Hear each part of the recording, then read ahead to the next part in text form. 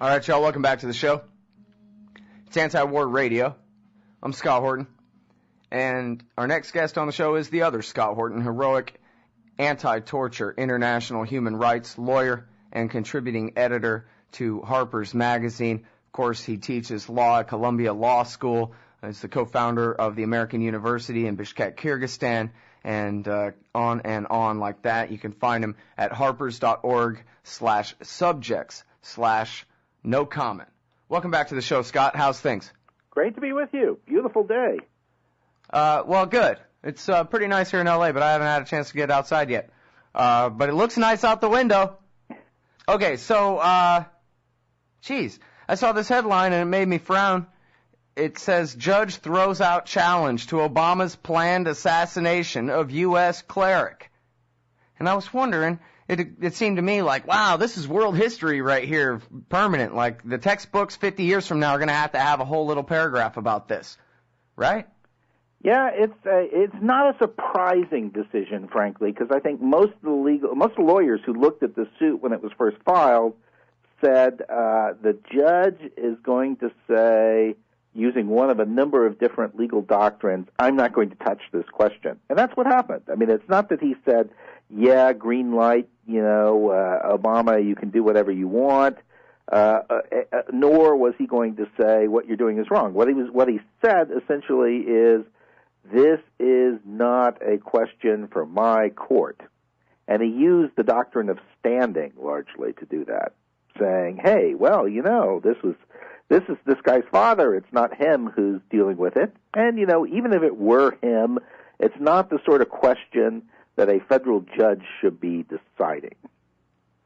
Well, do you agree with that? If you were a federal judge, would you say, well, as much as I'm against this, being a heroic anti-torture human rights judge, still, this is the job of the president and the Congress to figure out, not me. Do you buy that? I'll tell you, I think that the judge himself indicated a reason why that argument really doesn't fly very far. He said the law requires that if the government is going to tap the phones of this guy Al-Aulaqi in Yemen, because he's an American citizen, he's got to come. The government has to come in advance to a special court and get a warrant authorizing it. But the government's telling me that if they want to kill him, they're just entitled to do that? No specific prior review? That's a little strange. Yeah, he's right. It is. It's a little strange. It's, ridiculous. Which is why he relied, as you're saying, on the standing of the father primarily. Right. Because the rest of that argument doesn't really hold up. Yeah, so, he sort of left a little bit out there. And I would say, during oral argument and otherwise, I think he and others made clear that they really weren't terribly happy with the argument that the government was raising here. That it was a bit of a grab for power. I have a sense that, okay, they lost this ruling, the CCR and the others who brought this case, ACLU, did, but I have a strong sense that they actually had some impact on the Obama administration. I have this based on talking with folks at the Justice Department and in the White House lately. I think they feel that they got the short end of the stick in public relations on this entire matter.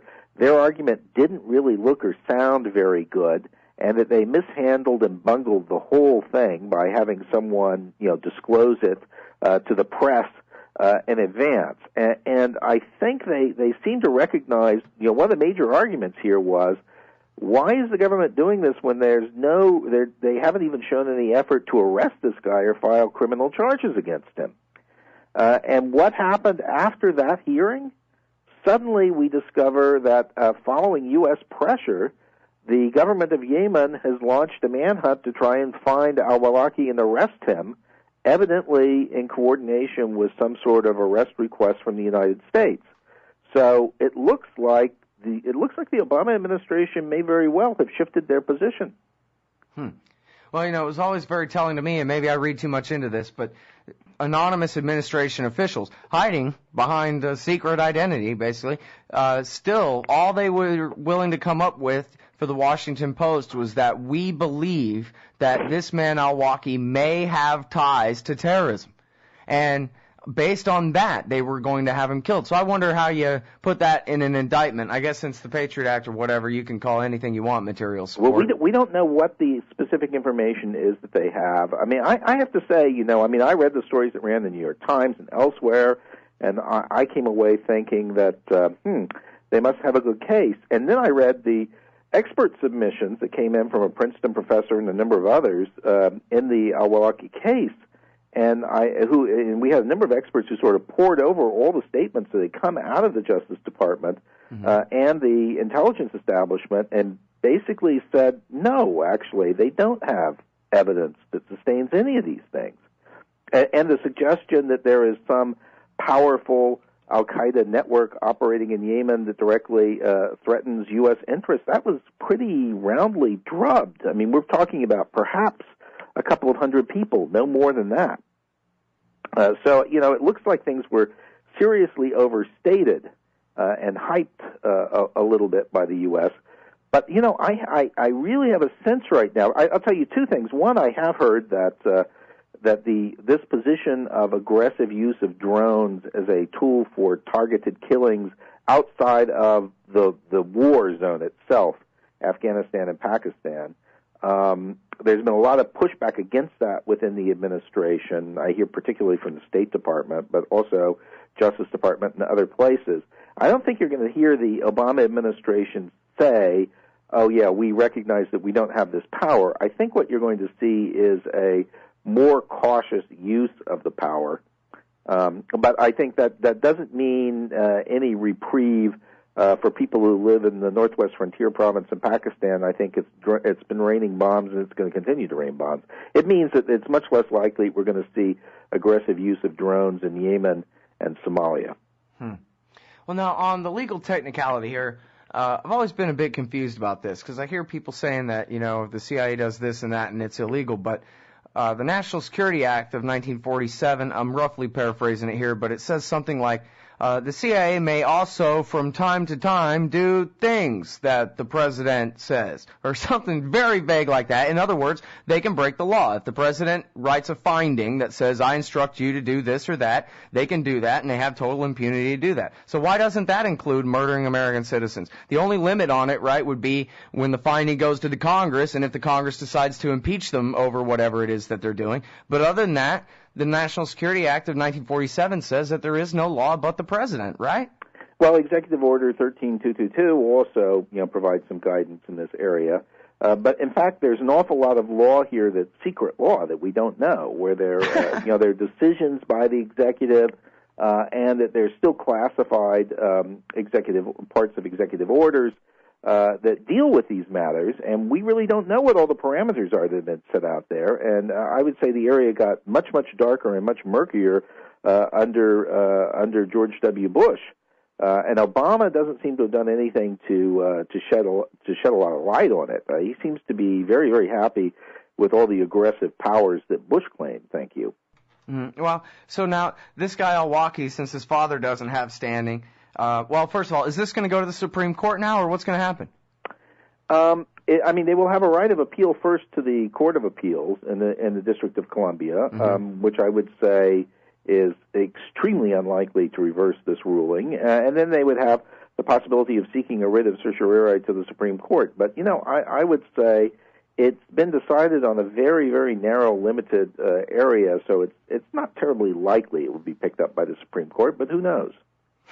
Well, it's so funny because, and I'm sorry for the people who are not too familiar. We didn't really give them too much of the background here, but it's the Obama administration is claiming the power to murder American citizens either with the military or the CIA, wherever in the world he feels like. And apparently, since the whole world's a battlefield, that includes whatever county you live in. And I'm thinking this is the biggest deal in the history of America. And Yeah, well, it's kind of not even an issue at all, and I'm going to lose on this one too, I guess. All right, well, hang on, everybody. It's the other Scott Horton from Harper's and Columbia, and we'll be talking a little bit more about this and about Cheney's indictment in Nigeria after this.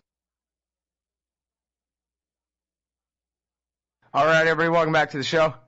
It's Anti-War Radio. I'm Scott Horton. I'm talking with the other Scott Horton, heroic anti-torture, international human rights lawyer.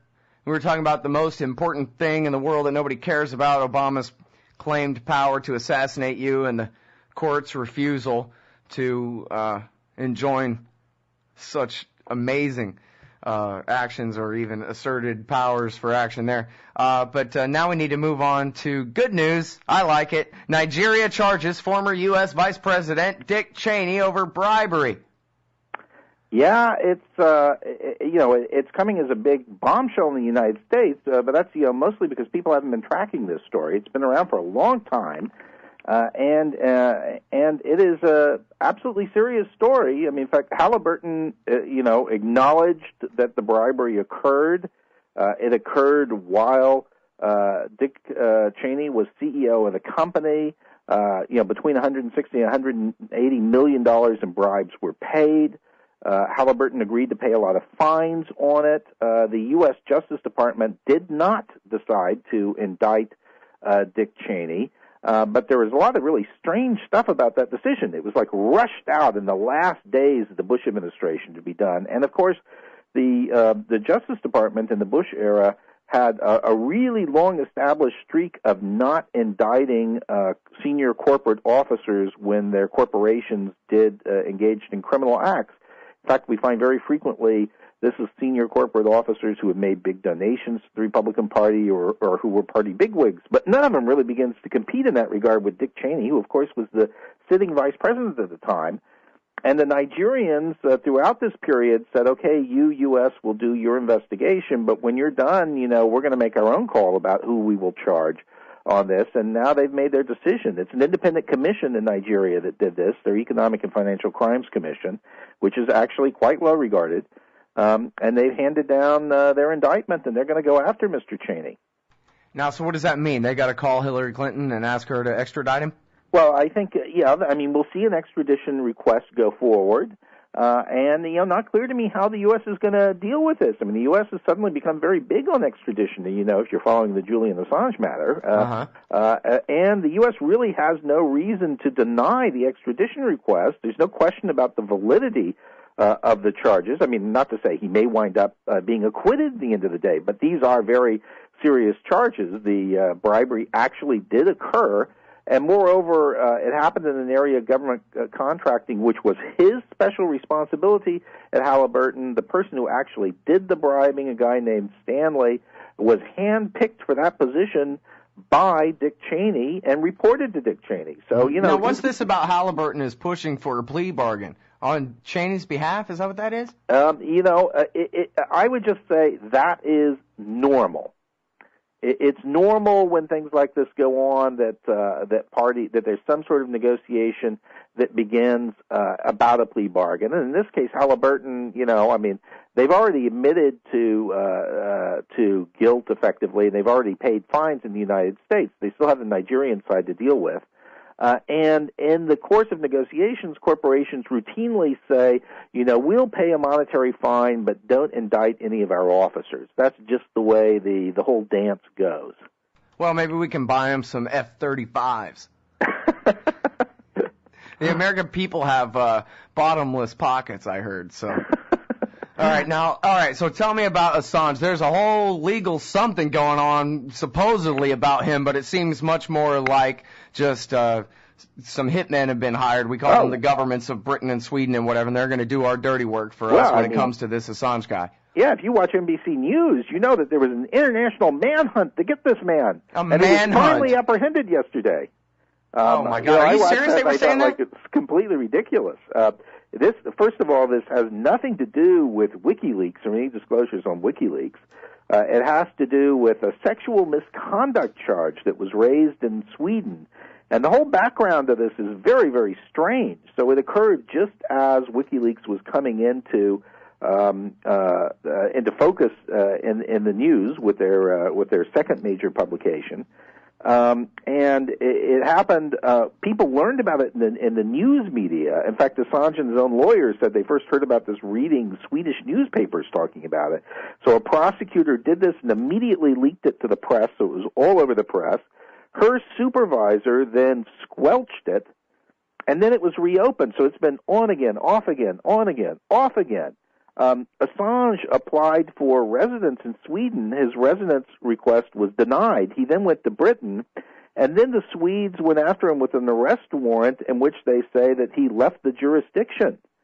But of course they made him leave the jurisdiction. It's all really ridiculous. And Assange and his lawyer have been cooperating consistently. They didn't have to go snatch him. There was never any question as to his whereabouts. That was always known by the authorities. And all that he's been sought for is questioning in connection with this matter, where he always said he was available and willing to be questioned. So, it's been turned by the irresponsible media in the United States into something other than what it is. Well, I Googled Assange rape, and I got 12,600,000 results. So, damage done. And, of course, it's not rape. Well, yeah, I mean, even they're saying there was some weird feminist power balance thing out of whack or she regretted it the next morning. That's the charge. The charge was that she had consented only to have sex with him wearing a condom, and the condom broke. Right, but no assertion that she tried to make him stop and he wouldn't. Well, in fact, it's agreed that it was consensual. So, I don't know. It's the sort of thing that, maybe the guy's bad and is a cad, but it wouldn't be pursued on a criminal basis in most countries in the world. But Sweden isn't most countries, of course. Well, and now, at the same time, and I have to assume that the U.S. state is behind most of this, but PayPal, Visa, MasterCard, the people that hosted the DNS gave them the .org address on the Internet. The Swiss bank where WikiLeaks held their money. This has all, been turned against him and shut down. They've made WikiLeaks without really law, without charging them with anything. They've just made them kind of unpersons. I don't know if they did civil forfeiture to seize the bank account in Switzerland or what, but it seems like some precedents are being set here for this sort of subtle, not too subtle war against this organization. Well, in 2008, the Army Counterintelligence Center was asked to and did a study suggesting how to shut down WikiLeaks.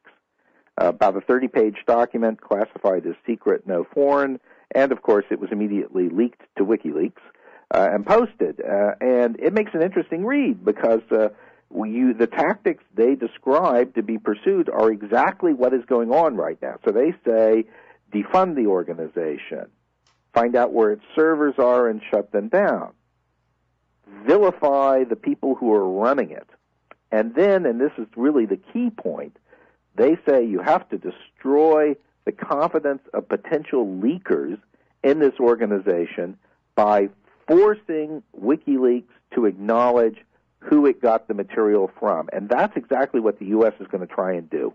Mm-hmm. Oh, so they're going to call him a witness and bring him here. I think that's right. They will want him to finger Bradley Manning as the source because they think that will destroy WikiLeaks. All right. Well, I'm sorry we're all out of time because I got a lot more questions for you about this, but we'll have to catch back up. It's the heroic anti-torture human rights lawyer, the Other Scott Horton from Columbia from harpers.org. Thank you very much. Hey, great to be with you. Take care.